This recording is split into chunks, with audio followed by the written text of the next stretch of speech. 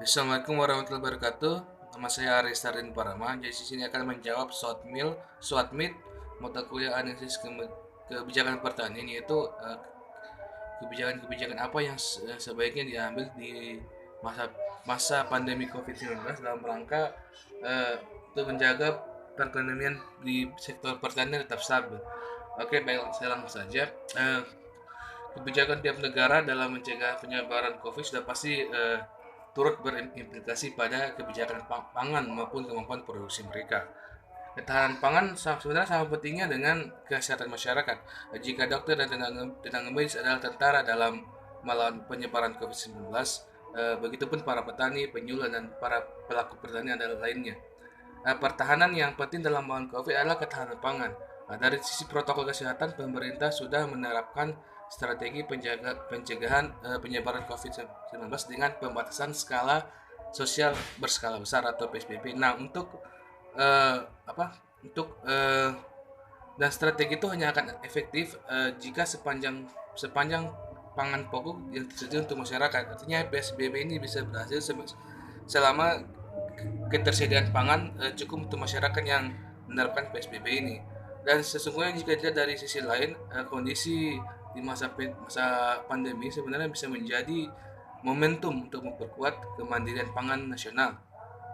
Oke, baik, mungkin ada beberapa hal juga kebijakan. Yang pertama yaitu meningkatkan produksi nasional berbasis pertanian rakyat dan keberpihakan kepada para petani kecil. Nah, dan untuk bisa mewujudkannya, pemerintah harus melakukan realokasi anggaran yang lebih besar yang langsung dialokasikan untuk bantuan berupa benih, bibit atau program apa yang dan distribusi serta transportasi pangan. Dan artinya realokasi anggaran itu akan menjadi modal petani untuk mendongkrak produktivitas pangan sekaligus meningkatkan kesejahteraan petani.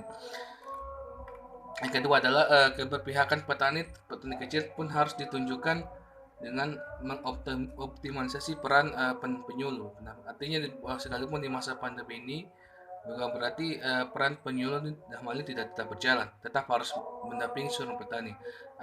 Kenapa kan sekarang karena kan sudah dilengkapi dengan teknologi digital sehingga mungkin bisa tetap melakukan penyuluhan melalui sistem daring ataupun memanfaatkan teknologi jaringan internet, sehingga para petani ini dari segi produktivitas dan pengetahuan tentang pertanian tetap bisa berkembang. Yang ketiga adalah optimalisasi lahan. Optimasi lahan pertanian Indonesia perlu dilakukan antar lintas sektoral. Artinya pemerintah daerah harus berkomitmen mendorong pemanfaatan lahan suboptimal, gitu, seperti lahan kering dan rawa. Juga sekaligus mencegah terjadinya alih fungsi lahan pertanian. Pemanfaatan pekarangan dilakukan melalui upaya memberdayakan keluarga ataupun satuan pengolahan. Nah, yang keempat adalah perlunya mengantisipasi dan memetakan daerah rawan pangan yang ada di nasional dan mengalokasikan kebutuhan pangannya secara tepat dan cepat. Nah, untuk mengurangi potensi kerawanan pangan, masyarakat perlu didorong untuk mampu secara mandiri memenuhi kebutuhan pangannya secara mandiri. Salah satunya untuk mendorong masyarakat memperkuat cadangan melalui kegiatan lumbung pangan masyarakat atau LPM. Nah, LPM ini dibangun untuk mendekatkan akses pangan ke anggota kelompok tani dan membangun kesadaran masyarakat tentang pentingnya cadangan pangan terutama di masa-masa kritis seperti saat ini. Melalui keberadaan LPM ini, masyarakat bisa menjaga kontinuitas atau keberlangsungan ketersediaan dan akses pangan masyarakat khususnya di wilayah pedesaan. Yang berikutnya adalah menciptakan efisiensi pemasaran. Artinya pemberlakuan PSBB di sejumlah wilayah ini kan pasti membatasi gerakan ataupun ruang gerak masyarakat untuk saling ada interaksi antara penjual dan pembeli. Ini kan berimplikasi terhambatnya distribusi dan sentra produksi di wilayah perkotaan yang itu termasuk pada daerah pemasaran. Nah, untuk itu sektor pertanian perlu beradaptasi dengan perubahan ini. Mungkin bisa menerapkan sistem pemasaran yang lebih apa ya, lebih menggunakan sistem sekarang saat ini digital atau yang dan lebih banyak mendorong tempat-tempat usaha tertentu untuk tetap menyediakan pangan.